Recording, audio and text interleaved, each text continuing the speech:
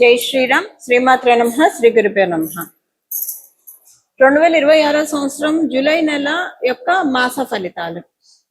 ఈ జూలై నెలలో గోచారంలో ఉన్న గ్రహ గమనాలు ఏ విధంగా ఉన్నాయి? వృషభ రాశిలో మంగళ సంచారం ఈ మాసం మొత్తం కూడా మంగళ సంచారం వృషభ రాశిలో ఉంటుంది. రవి సంచారం మిథున రాశిలో 16వ తారీఖు వరకు కూడా మిథున రాశిలో రవి సంచారం ఉంటుంది. 17వ తారీఖు నుంచి ఆయన కర్కాటక రాశిలోకి ఆయన సంచారం సాగిస్తారు. అప్పుడే మనకి ఇంకా దక్షిణాయన పుణ్యకాలం కూడా ప్రారంభం అవుతుంది. అప్పటి నుంచి బుధుడు వక్రగతిలో ఉన్నాడు కాబట్టి ఈ నెలలో ఆయన సంచారము కర్కాటక రాశి మిథున రాశిలో ఆయన సంచారం ఉంటుంది. శుక్రుడు ఈ వారం మొదట్లో 5వ తారీఖు వరకు 4వ తారీఖు వరకు కర్కాటక రాశిలో సంచారం చేస్తూ 5వ తారీఖు నుంచి ఆయన సంచారాన్ని సింహరాశిలో ఉంటుంది. ఆయన సంచారం సింహరాశి, శుక్రాచార్యుల వారి సంచారం సింహరాశిలో ఉంటుంది. గురు భగవానుడు సంచారము కర్కాటక రాశిలో ఉంది. సింహరాశిలో కేతుదేవుని సంచారము, కుంభరాశిలో రాహుదేవుని సంచారము, ఆఖరిదైన మీనరాశిలో శనేశ్వరుని సంచారము. శనేశ్వరుడి సంచారము ఈ మాసం చివర్లో ఆయన వక్రగతిలోకి వెళ్తున్నారు. ఇదే ఈ వారం యొక్క గోచారంలో ఉన్న గ్రహస్థితులు. ఇది ఈ మాసము గోచారంలో ఉన్న గ్రహస్థితులు. ఈ మాసంలో ఉన్న ఈ గోచార గ్రహస్థితుల్ని అనుసరించి ఎలాంటి ఫలితాలు ద్వాదశ రాశుల వాళ్ళకి, ద్వాదశ లగ్నాల వాళ్ళకి ఉండబోతున్నాయి. అలాగే ఈ మాసము గోచారంలో గ్రహ గమనాలు ఎలాగున్నాయి అంటే మంచి స్థానాల్లో ఉన్నాయా, ఏదైనా జాగ్రత్తలను సూచిస్తున్నాయా, ఏదైనా శుభత్వాన్ని సూచిస్తున్నాయా? ప్రత్యేకాంశం ఏంటంటే గోచారంలో ఈ మాసం చివరిలో శనేశ్వరుడు మళ్ళీ మనం సపరేట్ గా ఒక వీడియోలో నేను చెప్తాను ఎలా ఉంటుంది అనేది. ఇది కొంతమందికి చాలా బాగా ఉంటుంది. ఏలినాడులో ఉన్న వాళ్ళకి బాగా ఉంటుంది ఇప్పుడు వక్రగతి. అష్టమ శ్రేణిలో ఉన్న వాళ్ళకి బాగా ఉంటుంది. అర్ధాష్టమ శ్రేణిలో ఉన్న వాళ్ళకి బాగా ఉంటుంది.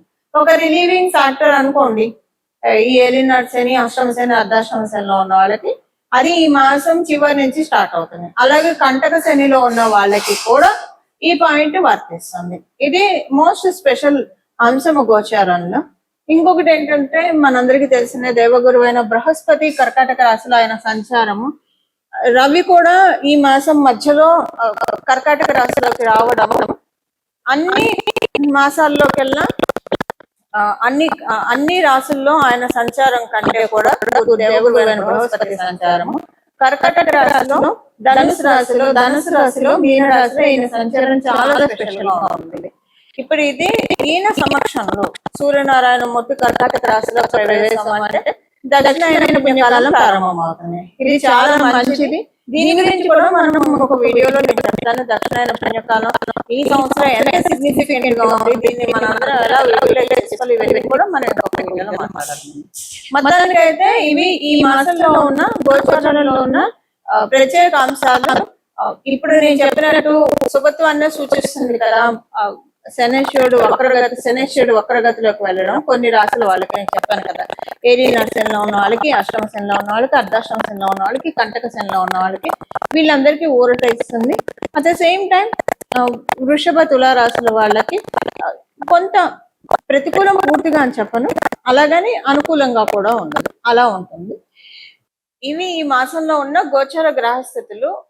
అలాగే ఇప్పుడు గోచార గ్రహస్థితులను అనుసరించి ద్వాదశ రాశుల వాళ్ళకి, ద్వాదశ లగ్నాల వాళ్ళకి ఎలాంటి ఫలితాలు ఉంటాయో మనం పరిశీలిద్దాం.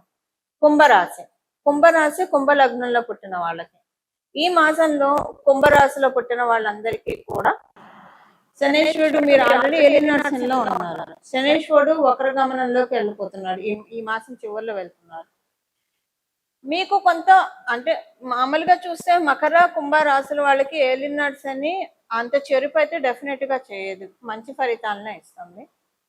అయితే అందులో కూడా కొన్ని ఆరోగ్య సమస్యలు అంటే పూర్తిగా మంచి ఫలితాలని మరి ఆయన ఇవ్వడానికి ఉన్నది కాబట్టి మధ్యలో ఆరోగ్య సమస్యలు, మానసిక సమస్యలు అలాగే ఏదో ఇచ్చి ఇవ్వనట్టుగా కూడా ఇస్తారు. ఒకవేళ మీ జన్మ ఇప్పుడు మీకు కనుక మంగళ దశ జరుగుతూ ఉంటే అది హ్యామరింగ్ ఏలినాడు శని, పూర్తిగా హ్యామరింగ్ గా ఉంటుంది. మీకు మంగళ దశ అంతర్దశ జరుగుతూ ఉంటే కనుక, అది లేకపోతే ప్రాబ్లం ఏం లేదు. ఇంకా ఏ గ్రహ దశ అయినా మామూలుగానే ఉంటుంది, న్యూట్రల్ గానే ఉంటుంది. ఇప్పుడు ఇదంతా ఎందుకు చెప్తున్నానంటే, ఈ మాసం నుంచి ఒక 4-5 నెలలు చాలా రిలాక్స్డ్ గా అనిపిస్తుంది మీకు. ఇంకా తర్వాత ఎలాగో నెక్స్ట్ ఇయర్ మీకు ఎలినర్ సిన్ నుంచి బయటపడిపోతారు అనుకోండి. అది మీకైతే ఇప్పటి నుంచే బయటపడ్డట్టు అనిపిస్తుంది. ఉద్యోగస్తులకి అనుకూలమైన సమయమే, వ్యాపారస్తులకి కూడా అనుకూలంగానే ఉంది. ఈ మాసంలో ఉన్న గోచర గ్రహ స్థితులు పూర్తిగా మీకు ప్లస్ చేయట్లేదు, మైనస్ చేయట్లేదు, చాలా న్యూట్రల్ ఫలితాన్ని ఇస్తూ ఉన్నాయి మీకు. దాంతోపాటు ఈ మాసం మీరు చేయాలనుకున్న కొత్త ప్రయత్నాలు, అంటే వివాహానికి సంబంధించిన ప్రయత్నాలు కావచ్చు, మీ ఇంట్లో ఏదైనా శుభకార్యాలు, మీ పిల్లలు సంబంధించిందో ప్రవేశమో, ఏదైనా ఒక ఇళ్ళలో ఏదో ఒక శుభకార్యాలు పెట్టుకుంటూ ఉంటారు కదా, వాటికి ఈ మాసం అనుకూలంగా ఉంది. ఇలాంటిది ఏదైనా తలపెట్టాలంటే కనుక ఈ మాసం చాలా అనుకూలంగా ఉంది. మంచి పరిస్థితులు మీరు చూస్తారు. మీరు లోన్ కోసం ప్రయత్నం చేస్తూ ఉంటే మీరు చేసే లోన్ ప్రయత్నాలు సఫలీకృతం అవుతాయి. గవర్నమెంట్ తోటి మీకు ఏవైనా పెండింగ్ పనులు ఉంటే అవి ఈ మాసంలో జరుగుతాయి. ఒకవేళ మీకు గవర్నమెంట్ తో ఏం పనులు లేవు, పెండింగ్ పనులు, అసలు మీకు గవర్నమెంట్ కి కొంచెం కూడా అసలు కనెక్షనే లేదనుకుంటా. ఒకసారి గవర్నమెంట్ లో పనిచేసే వాళ్ళతోటి, అంటే అది గవర్నమెంట్ కి సంబంధించింది కాకపోవచ్చు, వాళ్ళకి మీకు పర్సనల్ గా ఏమైనా ఉండి, సపోజ్ మీరు వాళ్ళకి ఏదైనా అమౌంట్ ఇచ్చారు కానీ వాళ్ళు తిప్పుతూ ఉన్నారు, ఇవ్వట్లేదు, అది గవర్నమెంట్ కి సంబంధం లేదు కదా, కానీ వాళ్ళు ప్రభుత్వ ఉద్యోగులు. సో అలాంటిది ఏదైనా ఉంటే మీకు వాళ్ళు డబ్బులు తిరిగి ఇచ్చేస్తారు. లేదా వాళ్ళతోటి మీకు పర్సనల్ గా ఏమన్నా పనులు ఉంటే అవి అవ్వకపోతే అవి అవుతాయి. ఇలా మీకు అంటే ప్రభుత్వ లబ్ధి ఇండైరెక్ట్ గా కావచ్చు, ఇండైరెక్ట్ గా అంటే వాళ్ళతోటి మీకు పర్సనల్ ఉంటే అది ఇండైరెక్ట్ అవుతుంది. డైరెక్ట్ గా అంటే డైరెక్ట్ గా మీకు ప్రభుత్వంతో ఏమన్నా పనులు పెండింగ్ ఉంటే కనుక అవి అవుతాయి. అలాగే మీరు ఈ మాసంలో ఒక మంచి ఇన్ఫ్లుయెన్షియల్ పర్సన్ ని కలుస్తారు. ఈ ఇన్ఫ్లుయెన్షియల్ పర్సన్ ని కలవడం మీకు చాలా ప్లస్ అవుతుంది. చాలా పనులు చక్కబడతాయి మీ లైఫ్ లో. ఇమ్మీడియట్ గా మీకు ఎప్పుడు చాలా పనులు చక్కబడే స్టేజ్ లో మీరేం లేకపోయినా ఉత్తరోత్తరం మీకు అర్థమవుతుంది. అంటే ఒక మంచి ఇన్ఫ్లుయెన్స్ ఉన్న పీపుల్ తోటి అసోసియేట్ అయ్యి ఉండడం వల్ల ఎలాంటి రిజల్ట్స్ వస్తాయి అనేది మీకు ఉత్తరోత్తరం అర్థమవుతుంది. ఇవి ఈ మాసం యొక్క గోచర గ్రహస్థితుల ఫలితాలు కుంభరాశి, కుంభలగ్నంలో పుట్టిన వాళ్ళకి. పరిహారము, ఈ మాసంలో చేసుకోవాల్సిన పరిహారము, మనము గోచరంలో ఉన్న గ్రహస్థితుల గురించి మొత్తం చూసాము, ఎలా ఉంటాయి ఫలితాలు కూడా మనం చూసాము. ఇందులో శనేశ్వరుడు వక్రగతిలోకి వెళ్ళడము ఒక చాలా మంచి విషయము. అంటే వక్రగతిలోకి ఆయన వెళ్ళేది కుంభరాశిలోకి అవ్వడం వల్ల, అంటే కుంభరాశి వైపే కాబట్టి ఇది ఒక మంచి విశేషాంశము. అందువల్ల దీనిలో అన్ని బ్లెస్సింగ్స్ తీసుకోవడానికి, శనేశ్వరుడు బ్లెస్సింగ్స్ తీసుకోవడానికి, అందున ప్రత్యేకించి ఏలినాటి శని ఉన్న వాళ్ళు, అష్టమ శని ఉన్న వాళ్ళు, అర్ధాష్టమ శని ఉన్న వాళ్ళు, కంటక శని ఉన్న వాళ్ళకి ఇప్పుడు అది ఎవరెవరో నేను చెప్తాను. ఏలినాటి శనిలో ఉన్న వాళ్ళు ఇప్పుడు కుంభరాశి, మీనరాశి వాళ్ళకి ఏలినాటి శని ఉంది, కుంభరాశి వాళ్ళకి ఏలినాటి శని ఉంది, అలాగే మేషరాశి వాళ్ళకు కూడా ఏలినాటి శనిలోనే ఉన్నారు. అర్ధాష్టమ శనిలో ఉన్న వాళ్ళు ఎవరు? ధనుసు రాశి వాళ్ళు. అష్టమ శనిలో ఉన్న వాళ్ళు సింహరాశిలో ఉన్నవాళ్ళు. కంటక శని ఎవరికి ఉంది? మిథున రాశిలో ఉన్న వాళ్ళకి. సో ఈ రాశుల్లో ఉన్న వాళ్ళకి కావచ్చు, లేదా ఇప్పుడు నేను చెప్పిన రాశులు లగ్నాల్లో ఉన్న వాళ్ళకి అష్టమ శని, అర్ధాష్టమ శని, ఏలినాటి శని, కంటక శని ఇవన్నీ ఉన్నాయి. ఇది దీంట్లోంచి ఇప్పుడు బయటపడటానికి మంచి సమయము.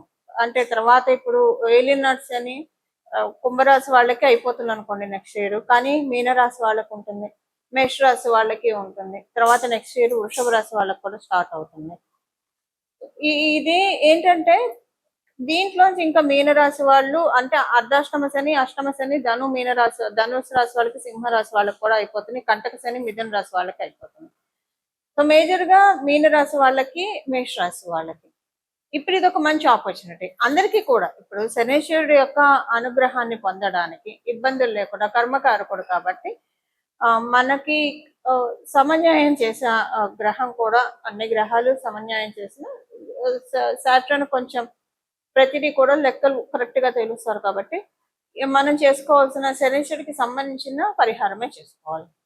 దీనికి బెస్ట్ థింగ్ ఏంటంటే మీకు మీ ఇంటి దగ్గర ఏదన్నా భద్రకాళి అమ్మవారి ఆలయం ఉంటే ఆలయాన్ని దర్శించి రావడము, అలాగే విష్ణుమూర్తి ఆరాధన లేదా పరమశివుడికి ప్రతిరోజు సాయంత్రం పూట ఈ మాసం మొత్తం కూడా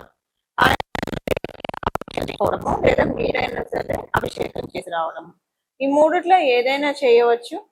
అసలు ఇవేం చేయలేమని అనుకున్న వాళ్ళు ప్రతిరోజు మీకు ఏ గుడి కుదిరితే ఆ గుడికి చెప్పులు లేకుండా కాళ్ళకి వీలుంటే, మీకు అవకాశం ఉంటే కనుక కాళ్ళకి చెప్పులు లేకుండా వెళ్ళి దర్శనం చేసుకున్నాను. అవకాశం లేని వాళ్ళు, అంటే కొంతమందికి షుగర్ ఇలాంటి ప్రాబ్లం ఉన్న వాళ్ళు చెప్పులు లేకుండా నడవలేరు. సో అలా మీకు ఆరోగ్యరీత్యా ఇబ్బందులు ఉంటే చెప్పులు వేసుకొని వెళ్ళవచ్చు. బట్ వీలుంటే ఈ మాసం మొత్తం కూడా ఏదో ఒక దేవాలయానికి ప్రతిరోజు కుదిరితే ఒకటే టైంలో దర్శనం చేసుకోండి, చాలా మంచి ఫలితాలు వస్తాయి.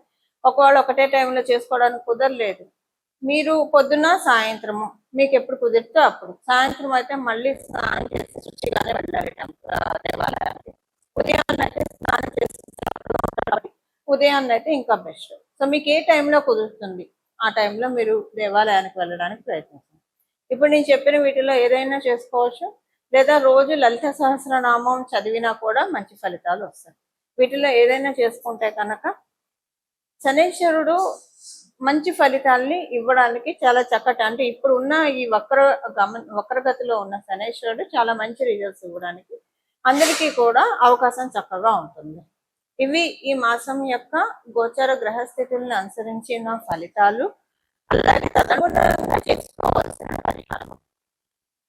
ఇలాగా మనందరం కూడా భగవత్కృపకి పాత్రలు అవ్వాలని చెప్పి మనస్ఫూర్తిగా నేను కూడా పరమశివుణ్ణి శిరస్సు ఉంచి ప్రణామం చేస్తూ మంగళం. నమో భగవతే వాసుదేవాయ.